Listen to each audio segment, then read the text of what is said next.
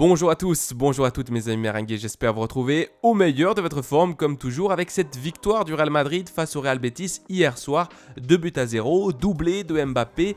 Carlo Ancelotti était plutôt content et c'est sûr que ça fait plaisir de retrouver le chemin de la victoire.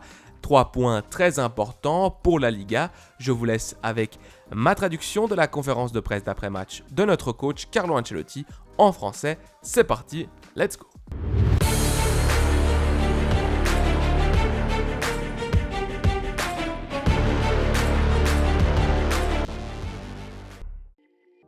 Félicitations pour cette victoire. Je ne sais pas si c'est une victoire qui fait tomber un peu cette légère anxiété ou frustration qui pourrait y avoir dans le vestiaire après les 2 matchs nuls et un début de championnat quelque peu compliqué.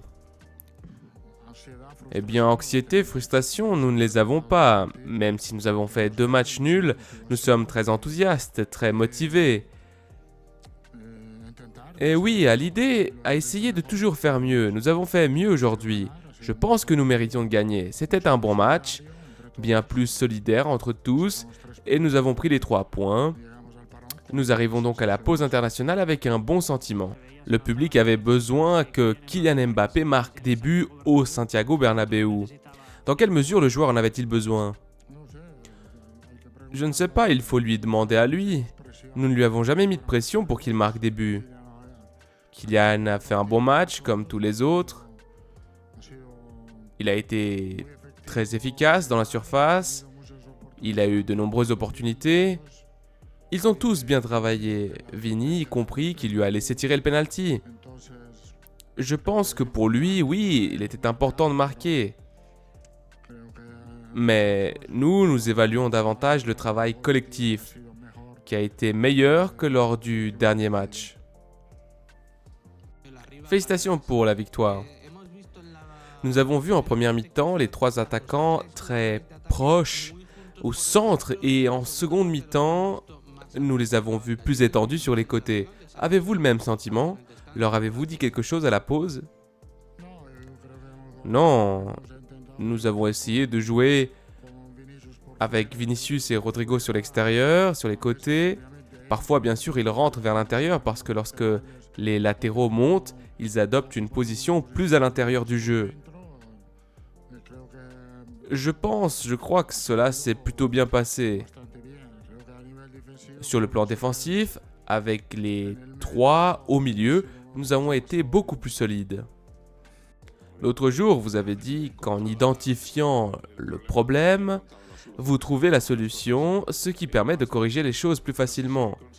Je ne sais pas si vous considérez aujourd'hui que le problème des 3 premières journées est réglé, et si à la pause, vous avez craint le 0-0 à cause de ce qui s'était passé lors des 3 premières journées et que le public du Bernabéu ait un certain jugement.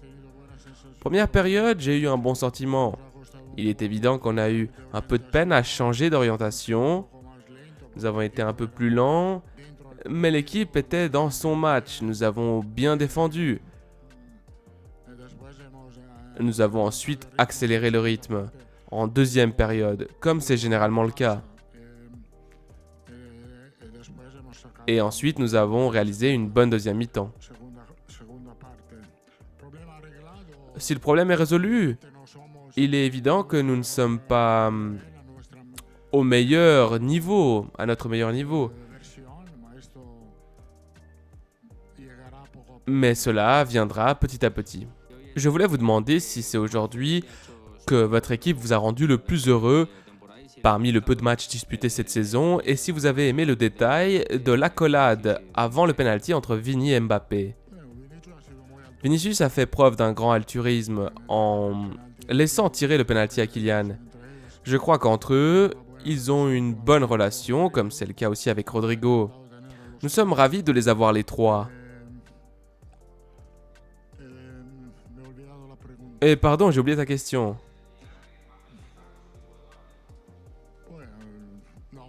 Non, ce n'est pas le jour le plus heureux. C'est un jour heureux, content, parce que je crois que nous avons fait un pas en avant vers ce que nous voulons faire et qui nous voulons être. Il y a évidemment du travail à faire, mais nous avons toutes les ressources pour faire mieux. Je crois que l'un des secrets que vous avez eu lors de votre première étape à Madrid, ça a été de réussir à convaincre la BBC à défendre. Sûrement ce 0-4 à Munich.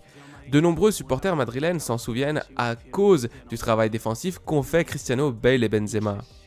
Je ne sais pas s'il faut remonter 10 ans en arrière pour que Rodrigo, Mbappé et Vini, pour que vous puissiez aussi mettre dans leur tête qu'ils doivent aussi beaucoup travailler au niveau défensif. Ainsi, plutôt que défendre à 7, on défendrait à 10. Non, mais ce n'est pas comme si Vinicius et Rodrigo étaient nouveaux dans ce sens.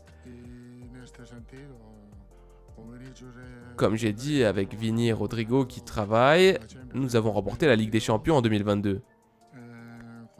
Avec une grande contribution défensive. Je pense qu'ils le feront sans aucun doute. Les choses doivent être corrigées correctement, parce que je suis convaincu qu'avec un bloc bas, nous trouverons beaucoup de transitions, d'opportunités en transition, avec les 3 attaquants qui sont très rapides. Aujourd'hui, vous avez essayé Dani Ceballos dans cette position que Jude Bellingham occupe d'habitude. Modric, Brahim, Arda Güler sont aussi passés par là. J'aimerais vous demander ce que vous cherchez chez ce footballeur pour être enfin convaincu et avoir un titulaire plus permanent en l'absence de Bellingham. Eh bien, je pense que les 3 milieux donnent beaucoup. Cela te donne plus de solidité à l'intérieur. L'équipe adverse force un peu plus son jeu par l'extérieur sur les côtés et lorsqu'ils le font, pour nous, il est plus facile d'avoir le contrôle. Brahim est également entré en jeu aujourd'hui en tant qu'intérieur droit et il a très bien joué. Il s'agit d'un système qui parfois, tout comme le 4-4-2, peut être utilisé. Je voulais vous poser des questions sur Fran et Brahim, 2 changements que vous avez faits. Cela a bien fonctionné, 2 changements de nouveau donné de bons résultats. Dans quelle mesure cela joue-t-il en défaveur des jeunes, s'ils sont si doués en tant que joueurs révulsifs que vous pourriez douter en sachant que vous avez cette as dans la manche? Je ne pense pas à cataloguer un joueur de joueur révulsif, non.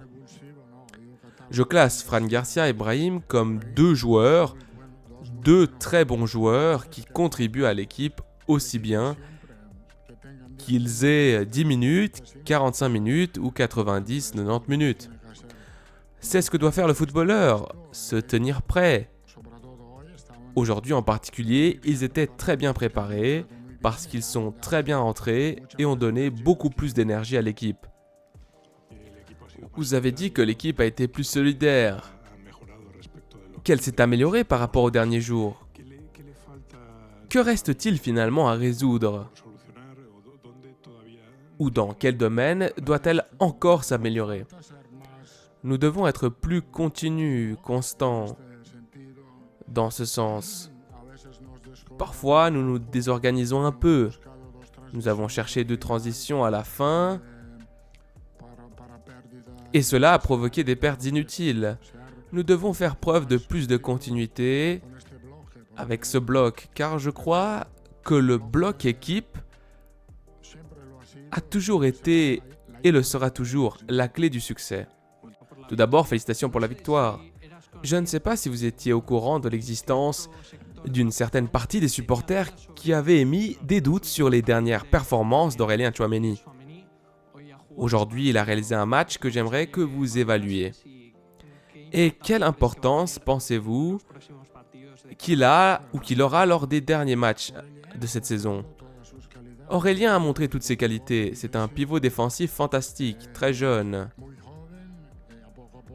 Et progressivement, il apprendra à jouer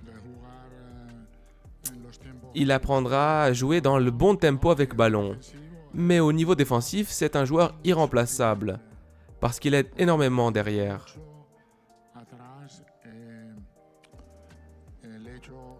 Et le fait que nous ayons maintenu notre cage inviolée, il est évident que c'est dû à son travail et celui des défenseurs qui ont très bien joué.